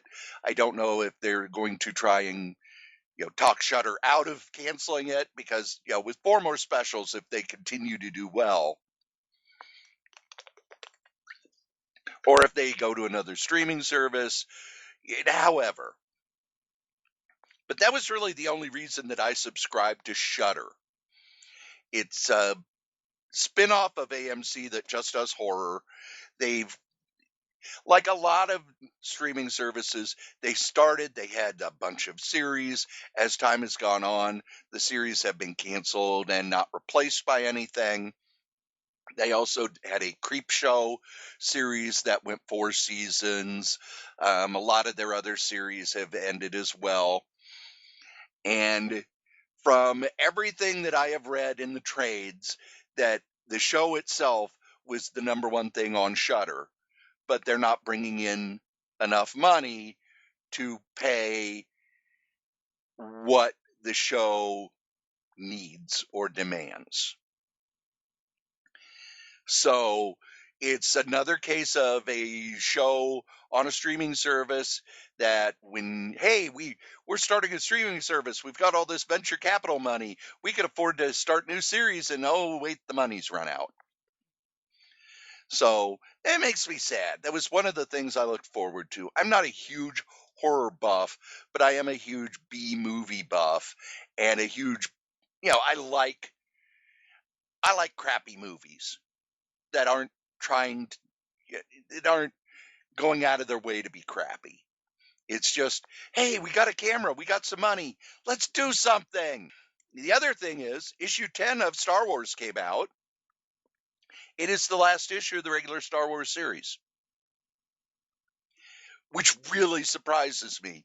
This is the one I was looking forward to, because the first Star Wars series that Marvel did, since they got the rights back in 2015. Then again, the first issue also sold 1 million copies back then. But the first one was what happened between Star Wars and Empire Strikes Back. The second one was what happened between Empire Strikes Back and Return of the Jedi. This one was what happens after Return of the Jedi, which is what I've wanted for years. But there just wasn't enough interest, and by issue 10, it is canceled. And I don't know if that means that the Star Wars franchise is oversaturated. I know they're doing other Star Wars miniseries and series, but there's not the, oh my gosh, excitement around Star Wars anymore. I know that they've got the Baby Yoda movie coming out, but after the third trilogy, we have not had a movie. We've had some really good TV series, but all of the movies that they've announced have just kind of fallen apart. And with Marvel not being able to sell a mainline Star Wars comic, it might be that Star Wars is going to kind of go on the back burner for a few years. Don't know. But I did like the series. Joe, what are you geeking on? No. I'm sorry. Can you hear me? Yeah. Okay. I can never tell what's on mute. That's funny, because I just canceled Paramount, and it's such a big Star Trek guy I am. And I'm going to cancel Hulu, because Hulu's now been absorbed into Disney, so I can get everything on Hulu there. And of course, eventually Time Warner will own half the other universe that Marvel doesn't, so we'll deal with that. No. Paramount will own Warner. Whatever. I don't care. It doesn't matter. And I'm not later paying this extra, year, not paying extra money when they're all going to Paramount Plus combine. is going to absorb HBO Max. Yeah, that's why I'm not going to worry about it till then. Jeez. I'm geeking. A couple things over the weekend. I went to go see. Oh shoot, there was an Elvis movie that came out. I cannot find. Hang on a second. Yeah, it's a concert movie, right? Yeah. And of course, my wife's a big Elvis fan. Let's see what it's called. Epic Elvis Presley in Concert. It's a documentary film that features restored long-lost footage of Presley's 1970 Las Vegas residency. I felt like I had actually been in an Elvis concert because it kind of goes through the whole thing. We saw it at the Heights Theater, which is a unique theater in town where it's very old school and it has an actual organ that pops up in a half hour before an organist comes in and plays for you. And then the organ pops back down in what used to be the orchestra pit. And then we got to watch the movie.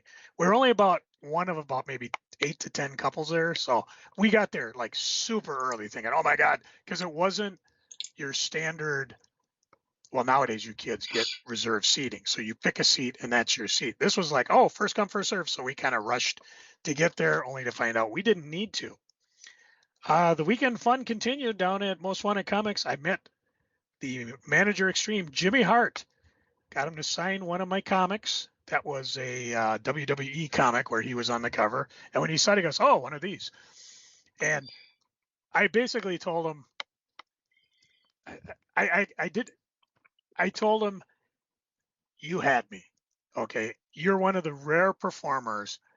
When you were a good guy, I loved you. When you were a bad guy, I hated you. And even as I got older and I knew better, you still had me. I said, there's certain wrestlers, Triple H, Ric Flair, no matter what they do, you have to admire what they're doing. There's other ones that you're a heel, you're a face, but when you're a heel, you annoy me. Chris Jericho and Bobby Heenan. And I think he took, he was pleased at that comparison because I think Bobby Heenan is probably like one of the main, if you're going to be just a manager, he's the guy you want to emulate. And I just told Jimmy Hart, I said, you had that going for me. I got a couple pictures. I posted them here and there. One was fun with holding the megaphone. So that was fun. My day of fun didn't quit because I was going around dropping off con flyers. I'll talk about con stuff in a minute. By the way, Jimmy Hart is 82 years old. Does not look it. No, he does not. Fantastic. He looks better than me. It's the second time he's been at Most Wanted. I missed the first time because I probably worked Saturday. So it was fun to finally go in to meet him. There's been a lot of stores expanding in town. Minton Box out in Stillwater went to a bigger store in the same mall. Comic College expanded. They left the little place they're at. I think they're still on the same block, just a bigger store. Mind's Eye, we talked about him moving from Burnsville to St. Paul. But there's a new store that just opened in Maplewood Mall called Crypto Exchange Toy Stories. And where'd it go? I went up there just to visit to check it out. Now, their grand opening's happening even as we were speaking. But when I got there, the place was packed. I got to say, Maplewood Mall is still doing okay. They did a couple things that are interesting. The first thing is they have a huge area where Sears used to be, and it's kind of anchored. It was anchored off, but what they did is they call it a Pan-Asian Center. And what you can do is you can lease areas inside and have your own little booth. And they have 2 floors located full of stuff like that. I've been talking about that for years. If you got a big retail space, just crack it open, let people come in. And it's actually kind of interesting because everything's like in jeweler cases. So you don't have to, if you're not there, everything's under lock and key, and there'll probably be someone there that can help you get stuff. But Maplewood Mall had a Pokemon show going. So it was packed, tons of people walking around. They also have the only FTE store in Minnesota, and that's kind of a pop culture type store. I've gone in it a couple times. They overturn their stock very quickly. So if you walk in and you see, oh, look, they got this soda, they got this record album, this T-shirt, this action figure, whatever. pick it up then because you're going to come in the next day. It probably won't be there. So as I went through, the main thing was to check out this store. Again, it's Crypto Exchange Toy Store. And it was just a lot of fun. It was really packed, which is good. And it's a grand opening now. If you go to Facebook, you can find their page. And just walking through it, okay, you start at the beginning, and they had they had a couple of things that I really caught my eye. You remember the Red Dragon statue that came out? They had them. They also had Smiley Bone, or as I call it, Birch. They had a bunch of, I think they're Big Jim, if you remember that line. Oh, yeah, we talked about it Yeah, a little while back, how disappointed I was that Kirby didn't draw the comic. They had $6 Million Man figures. They had rows of Star Wars, Transformers. They had the for $500 you can get a mint out of the box Godzilla toy from the Shogun Warriors that shoots its fist. It was a lot of fun. I bought a lot of Hot Wheel cars, just some fun stuff I hadn't seen. It was interesting as I bought it was a Hot Wheel. It was Snoopy in his doghouse, not the deluxe $15 version one, just the regular one. And then when I went to FTE, they had it in the little micro toy line. Have you seen these micro toys, Cory, where they take a classic toy and they shrink it down to like pill size? They do it for Pops. They do it in Etch-a-Sketch. It was just a lot of fun. So a couple of places to check out their new digs. And then if you're near the Maplewood Mall, check out Crypto Exchange. I moved every single comic in my basement yesterday. What I did is, as I'm trying to clean up, as you know, I got a bunch of stuff in a storage bin. The prices keep going up. I'm not being employed. So I put everything in the one corner on a big pallet, a very strong pallet, and just crisscrossed it so that it's not going to fall over. In the meantime, I went through all the boxes and I checked everything out. The reason why is because I'm doing a toy show. I've been talking, not a toy show, but a Comic-Con. By the time this podcast hits, the Minnesota Comic Exchange will be done. I believe it's on the 14th. When will this drop, Cory?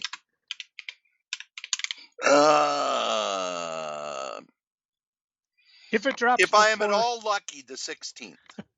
Okay, so the show will have been over. However, there's other shows coming up. Our guys at EAK, that's EAKK, they're doing a crazy little comic book show on April 18th that I'll be doing as well. That, of course, leads to what I've been doing. I've been going through my eBay store and just pricing things to move, especially going to the cons, because I've been telling people I'm bringing these things to the con to sell. I'm always selling stuff, but I'm also, just picking out some of the bigger stuff. I'm going to have some of my holy grails up that I talked about the last time the government shut down. Joe Prize, for anybody, go back and listen to that podcast, because I imagine the next week I'll be talking about how well I did or didn't do at the show. But yeah, moving all the comics was, and again, I was protecting the shoulder, but I'm a little achy. It was dusty, it was dirty, but it was amazing. And I also consolidated a lot, because every time you and I go out to geeking, I get a bag full of comics, and I get home and I'm like, okay, this one I'm going to flip. Oh, I got this one, put it over here. I haven't read these yet. There are so many comics I haven't read. I'll get around to it, okay?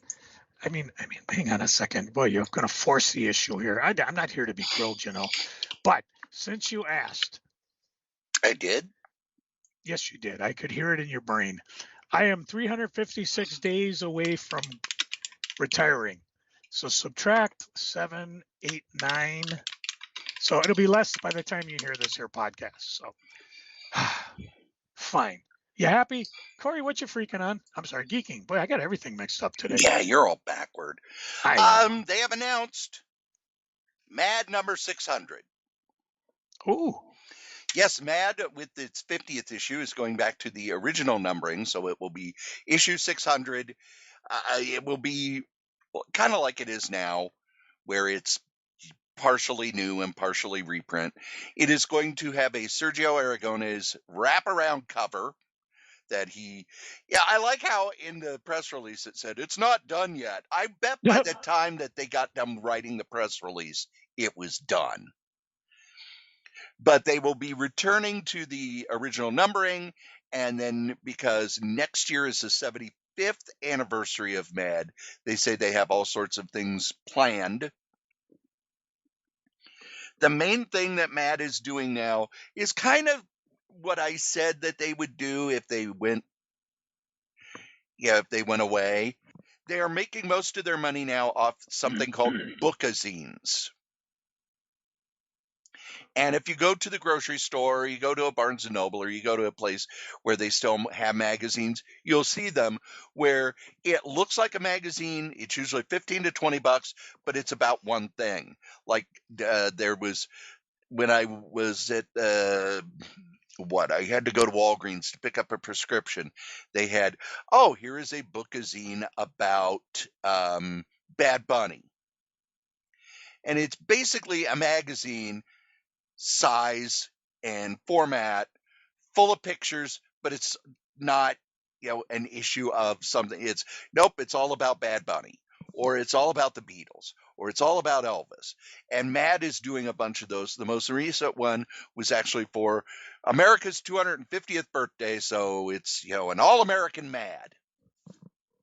And they recently did one about cats. They did one about dogs.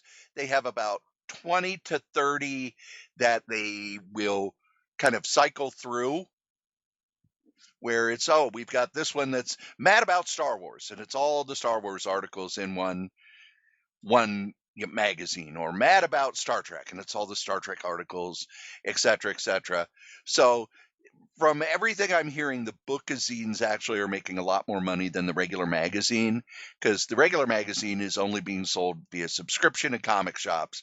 And we talked a few weeks ago about how it's only selling 17,000 copies, but those bookazines, they're more expensive. They're $14.99 each. They're on slick paper, and they're reprint articles, and Mad does not pay reprint fees. They don't pay you when they reprint your stuff. So, and most of the people who worked on them are no longer with us. So even if they did get reprint fees, they wouldn't get them anymore. But Mad is going back to the original numbering. They're going to be making a big deal out of their 75th anniversary. I'll be interested to see what their plans are, because they are doing new stuff in each magazine now. Older stuff that I am reading. I talked a little while back about how I got the Marvel Fanfare Omnibus Volume 2. Now, I had not read all those Marvel Fanfare comics since they came out, basically. So there was so much stuff in there that I remember, but I hadn't read it in 40 years. And it's so good. A lot of it is, there's a 4-part Charles Vess drawn story about the Warriors 3. And I would buy a Warriors 3 comic in a heartbeat. The Thor supporting characters, Fandral, Hogan, and Balstog. Always been a big fan of those characters. Charles Vess's art is this beautiful, it looks like art from the 1800s. Very thin, very delicate lines, pastel colors, because he would color it himself. Just a beautiful, beautiful 4-issue story.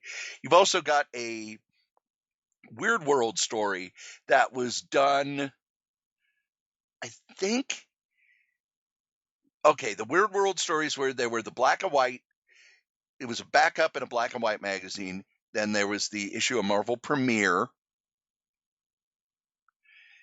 And then you had the 3-issue story in one of the magazines, Marvel Super Action or Marvel Super Special or whatever, where they had Marvel Color, which was basically, they weren't using the 4-color thing. They were using full color, drawn by Buscema and painted by other artists. Basically, the artists, they said it was painted by, and what it was, they did watercolor over the Buscema pencils. But this was something that was supposed to come out before that, and it looks like it was supposed to be a 4-issue miniseries, but it was canceled before it came out because the first 2 issues are by Mike Plug, and then the 3rd issue wraps everything up really fast, and it's drawn by Pat Broderick. So much good stuff in that book. It's probably my favorite omnibus I've gotten so far this year. And, I'm writing my list, checking it twice.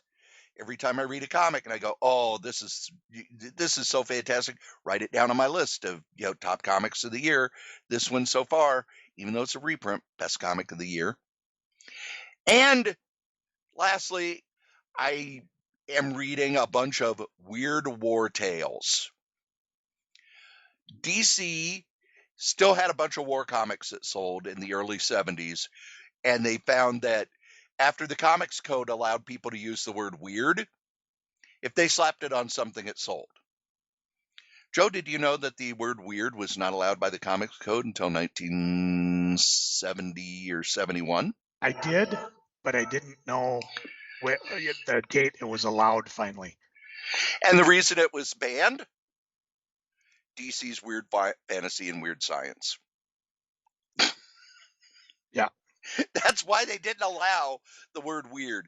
And the minute they allowed it, DC, we're going to have weird mysteries, weird worlds, and weird mystery tales, and weird Western, and weird war. And the first 7 issues of Weird War were reprints of war comics from the 50s and 60s with a wraparound story about, ghosts and such. But with issue 8, Joe Orlando took over as editor. Joe Orlando, who is also editing all of the horror books that DC would call mystery books because you couldn't use the word horror. And you started to get horror-based war comics. And I don't know. I'm going to have to ask some people. I don't know if there are any horror-based war novels. It may be that DC sort of invented this little weird subgenre. And like all of the other Joe Orlando books, they very quickly started bringing in Filipino artists to do the art. And after the first few issues where Robert Kaniger wrote some stuff and the people who wrote the war books were writing it, he very quickly started bringing in the people who wrote the mystery comics. And it's just so interesting to me to see that changeover from the DC house style to the more Filipino art, which there's something about that Filipino art from DC in the 70s that has a specific feel to it. And I really need to learn more about that because from what I heard, Tony DeZungia was the guy who was kind of in charge of getting their work from the Philippines to the U.S. But they all have that same sort of feel, that same sort of... Their stuff is very different from U.S. comics. And they have a very specific feel. And I need to learn more about that because I'm one of those people who, once I get interested in something, I need to learn everything about it. But I'm really enjoying them. And I did not read war comics when I was a kid, so these are all brand new to me. Believe it or not, kids, you've listened to us blather on about funny books for almost 2 hours. How do you do it week after week and keep coming back? And keep coming up with new stuff. Cool. And as we say every week, the comic we like the least, we still like better than the comic that you like the most. Joe? I just got back my doctor's test results. I'm really upset about it. Turns out I'm not going to be a doctor. All right. You know what? My comic book order just showed up at my door. That's what that noise was. So I'm going to run. Well, then play my music.